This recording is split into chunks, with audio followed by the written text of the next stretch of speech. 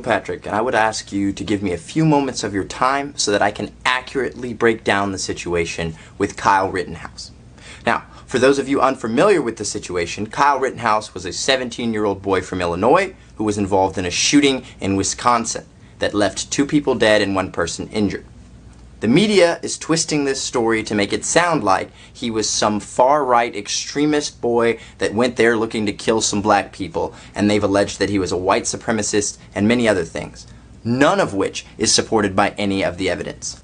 Here are a few things that I think are very important to understanding this situation, and I'm going to do my best to break it down in a short amount of time. Let's start off by talking where Kyle was wrong.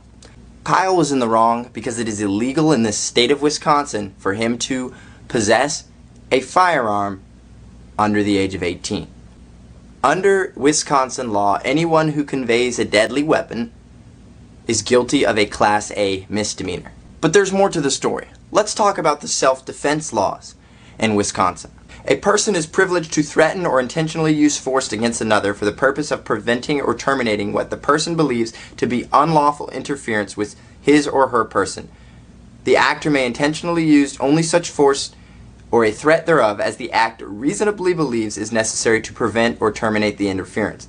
The actor may not intentionally use force which is intended likely to cause death or great bodily harm unless the actor reasonably believes that such force is necessary to prevent imminent death or great bodily harm to himself or herself. I'm going to show you a few pictures, and I want you to decide whether or not the force Kyle used was adequate to prevent imminent death or great bodily harm. Many people are bringing up the fact that Kyle was a minor. That actually means that any harm done to Kyle is actually intensified because any act that you are committing against him is now an act committed against a minor. Great bodily harm, as defined by Wisconsin law, it is a felony in Wisconsin, aggravated battery, to intentionally cause mere bodily harm by an act that creates significant risk of great bodily injury. Take a look at this first photo. You can see here he's being hit in the back of his head by a skateboard. Now take a look at this second photo.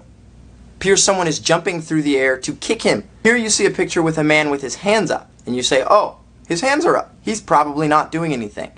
Unfortunately, that's not the case. Here's a picture of the same man with a gun. Here's another picture of the same man with a gun. The man with the gun is Gage Paul Groswitz. He's a felon. For him to be in possession of the firearm is a felony.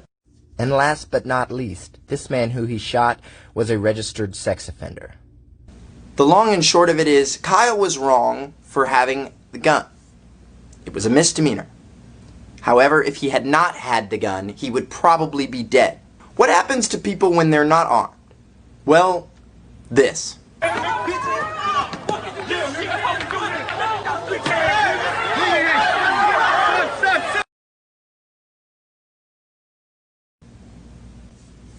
Kyle did commit a minor misdemeanor, but the people who attacked him committed felonies.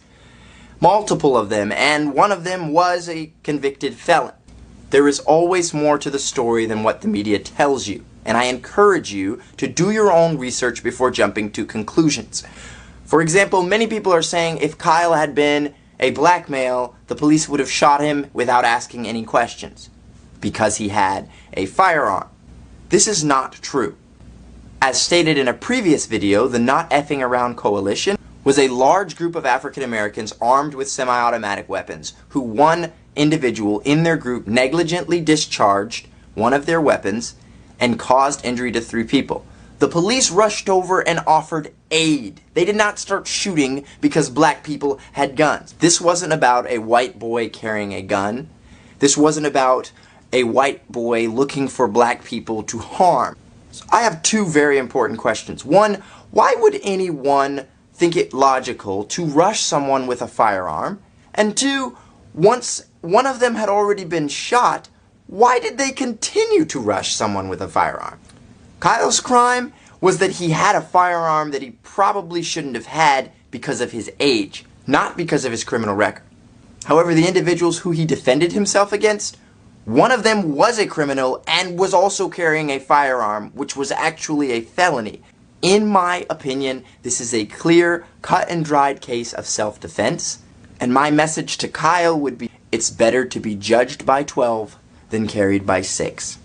Kyle had the right to defend himself. These rioters did not have the right to riot, and they certainly did not have the right to assault a minor.